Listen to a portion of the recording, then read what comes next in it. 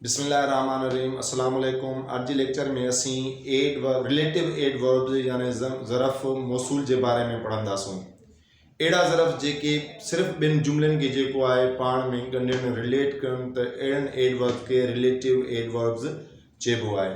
For example जी as, then, where, why, whereby, how, when, while, whereas. हाँ ये अड़ा जेको आहे एडवर्ब आहिनि, ये रिलेटिव एडवर्ब तो जेको आहे इस्तेमालु थींदा आहिनि ऐं सिर्फ़ु जेको आहे ॿिनि जुमलनि खे पाण में ॻंढण जो कमु कंदा आहिनि। जीअं एग्ज़ाम्पल में आहे आई डू नॉट नो, मां नथो ॼाणा वेयर ही लिव्स, त हू किथे रहे थो।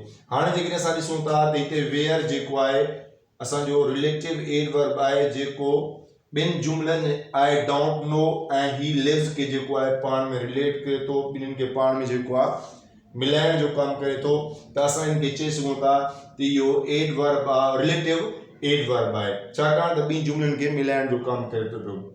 इन खां अलावा जेको आहे वेयर जेको आहे एडवर्ब ऑफ प्लेस में बि जेको आहे इस्तेमालु थींदो आहे ऐं वेयर जेको आहे इंट्रोगेटिव एडवर्ब में बि जेको आहे इस्तेमालु थींदो आहे। लेकिन हिते जेको आहे वेयर जेको आहे असांजो रिलेटिव एडवर्ब जो कमु करे रहियो आहे, जेको ॿिनि जुमलनि I don't know he lives के जेको आहे पाण में रिलेट करे रहियो आहे या जॉइन करे रहियो आहे या ॿी जुमलनि खे पाण में कनेक्ट करे रहियो आहे।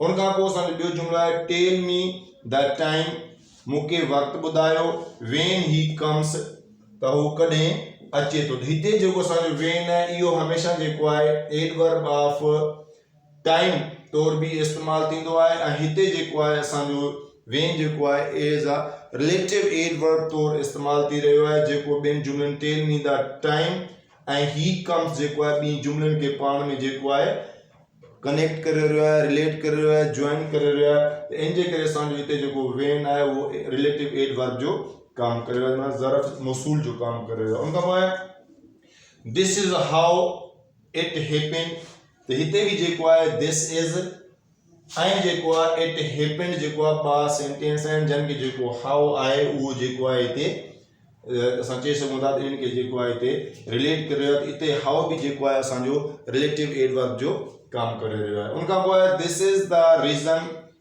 हिकु जुमलो आहे दिस इज़ द रीज़न ही लिफ्ट, ॿियो जुमलो आहे। हाणे इनखे जेको आहे असां वाई जे ज़रिए जेको आहे असां ॿी जुमलनि खे पाण में जॉइन कयूं था पिया, ॿी जुमलनि खे पाण में जेको आहे रिलेट कयूं था पिया, इन जे करे असांजो जेको आहे हिते वाई बि जेको आहे उहो रिलेटिव एडवर्ब जो कमु करे रहियो आहे। त अॼु जुमले में असां ॾिठो त वेयर, वेन, हाउ ऐं वाई जेको आहे इहे असांजा जेको आहे जुमले में हिते जेको आहे चइनि जुमलनि में जेको आहे रिलेटिव एडवर्ब जो कमु करे रहिया आहिनि। इन खां अलावा इहे जेका लफ़्ज़ आहिनि इंट्रोगेटिव प्रोनाउन में भी इस्तेमालु थींदा आहिनि, इंट्रोगेटिव जेको आहे एडवर्ब में भी जेके आहिनि इहे लफ़्ज़ इस्तेमालु थींदा आहिनि। वेयर हुजे, वेन हुजे, हाउ हुजे, वाई हुजे, ते इंट्रोगेटिव जेको आहे एडवर्ब्स में भी, इंट्रोगेटिव जेको आहे प्रोनाउन में भी जेको आहे इहे इस्तेमालु थींदा आहिनि। जॾहिं त हिते जेको आहे इहे न जेको आहे इंट्रोगेटिव एडजेक्टिव जो कमु सॉरी न ई जेको आहे इंट्रोगेटिव प्रोनाउन जो कमु करे आहिनि, न ई जेको आहे इंट्रोगेटिव जेको आहे एडवर्ब जो कमु करे आहिनि, लेकिन हिते जेको आहे इहे रिलेटिव एडवर्ब जो कमु करे आहिनि, ज़रफ़ मौसूल जो कमु करे रहिया आहिनि, ॿिनि जुमलनि खे पाण में मिलाइण जो कमु करे। इन जे करे असां जेका इहे आहिनि रिलेटिव एडवर्ब यानी ज़मीर जेको आहे ज़रफ़ मौसूल आहिनि। उमेद आहे तव्हांखे असांजो अॼु लेक्चर पसंदि आयो हूंदो। जेकर पसंदि आयो असांजे जेको आहे लेक्चर खे लाइक कयो, शेयर कयो ऐं असांजे चैनल AWK अकेडमी खे सब्सक्राइब कयो। वॾी महिरबानी। अस्सलाम वालेकुम।